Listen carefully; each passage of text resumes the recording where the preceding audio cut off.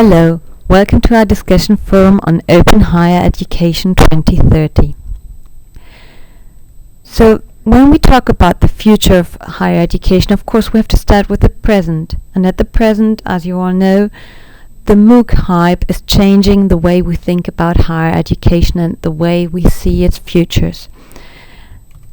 It's a bit unclear where exactly we are in the MOOC hype cycle, whether we are in the trough of disillusionment right now, whether we are already reaching up the slope of enlightenment to reach the plateau of productivity, or whether we are still in the peak of inflated expectations. What is clear, though, is that in this situation where we have a new technology that seems to change our practices, we cannot just wait for the next bubble to burst. We should try to envisage what will happen and try to shape the future to make it a better future. So that's why we from IPTS are conducting 2 research projects on open education.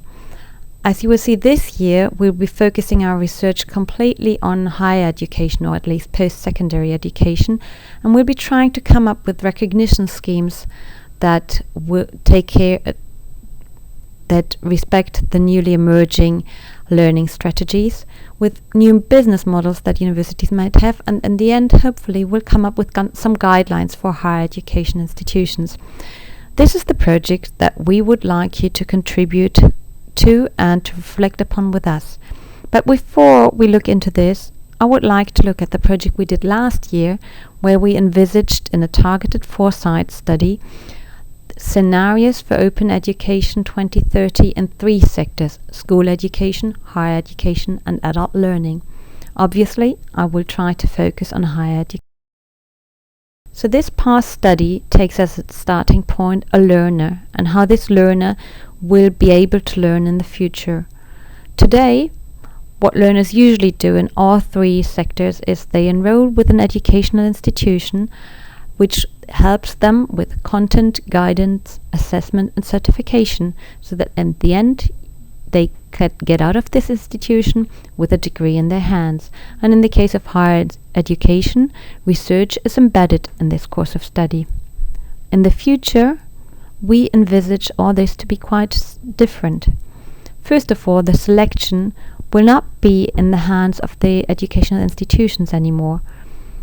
The learner themselves will get a greater say on what and how they want to learn. And all the services that are currently offered under the roof of one educational institution may become dispersed across different educational service providers. One for certification, one for assessment, one for guidance, one for research, one for content, or rather several in each of these areas from which the learner can pick and which services he can combine for his own personalized learning endeavor. Now, obviously, this learning situation, this learning scenario, serve all learners and all learning needs. This self-guided discovery scenario works well if learners have a genuine interest in a topic and want to learn more about this topic without any other limitations or restrictions. It also works well when learner can learn in a self-directed, in a self-guided way. However, not all learners are able to learn without some support. For some learners, it will be better to move to the guided discovery scenario, where they will have assistance by teachers and by peers in defining their learning journey and in moving ahead with it. On the other hand, there may be learners that are able to learn self-directedly, but who want to obtain a certain qualification, have a certain degree. In this case, they cannot study whatever. They have to respect the curricular settings, and they have to respect that they will have to go through an assessment and certification process and prepare themselves for that. And then, of course, there's the combination of 2, where the learner wants to get a degree, learn for a set qualification, and seeks guidance and advice and a collaborative environment of learning with peers. Scenario that is the general scenario setup that works for all 3 sectors In each sector, these scenarios get a specific flavor. When looking at the higher education sector, we see that the upper two scenarios are focused on research. So discovery in this sense means research and scientific investigation. On the right-hand side, in the distributed knowledge scenario, we look at an open research area where citizen science can also contribute to driving research and innovation. So in this scenario, we foresee a global research arena to which anybody can contribute. On the left, in the guided discovery scenario, we see more the learning situations in which we need a certain infrastructure and equipment, where research is based on laboratory work and on experimentation. In this case, we do need universities, we need them as research hubs, whereas in the distributed knowledge scenario, we don't actually need any universities. This scenario can work very well without any institutional input, as long as there's open data available and there are networks for knowledge exchange and collaboration. Now the lower two scenarios address the situation of learners who want to obtain a qualification. On the lower left, the most structured scenarios, the fit for success scenario, is the open version of a classical current university study. Here universities play a key role. They play a key role in two functions, on the one hand as training providers and on the other hand as educational content providers. And these two things, whereas at the moment they are together, will not necessarily be together in the same institution anymore in the future.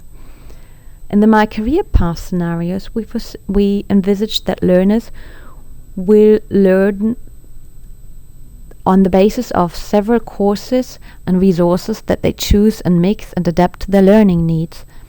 So in this scenario, universities do play a role as well, but they don't play a role as teaching service providers. They play a role as content providers and for certification. Now, when we go back to our initial question about the importance of MOOCs and what will happen next in the MOOCs evolvement, these two scenarios are scenarios that will work with courses like MOOCs or their future versions. Now, we've looked at the learners so far. What will happen to them? Well, institutional unbundling is what will happen to them, at least according to many experts. So at the moment we see the content being taken out of the institutional setup in the form of open educational resources and MOOCs that are made available to anybody and not necessarily only the students enrolled at a certain institution. Now with it, certification comes next. Already now, many learners are seeking some kind of recognition and certification for their MOOC-based learning. Here we have the other learners who want to learn with MOOCs but who need more guidance, and we already see that happening today as well, where universities decide to include MOOCs as services they offered but embed it in their local educational service provision. And of course, with guidance and certification being externalized, assessment has to follow. So there's only research left in the traditional institution, but research is also changing. Research is already increasingly done by research institutes, by global networks of different public and private companies. So research is also not necessarily related to universities anymore. So that the predominance of universities as institutions that combine different services and package them for their learners may disappear. Now, how could future universities look like, or what will be new business models for universities? This is something we would like to discuss with you because it is important under our new research. But here are some ideas. Now, going back to the scenarios, we see that in the MOOCs scenario, so to say, in the My Career Path scenario, open courses are an important ingredient, and so is certification and assessment. However, in the future, these three important focus areas can be unbundled, can be implemented by different institutions. Similarly, in the Fit for Success scenario, the guidance provided to learners does not have to be implemented by the same institution that provides the content. So guidance can be provided by a local university, for example, using MOOCs of an Ivy League university abroad.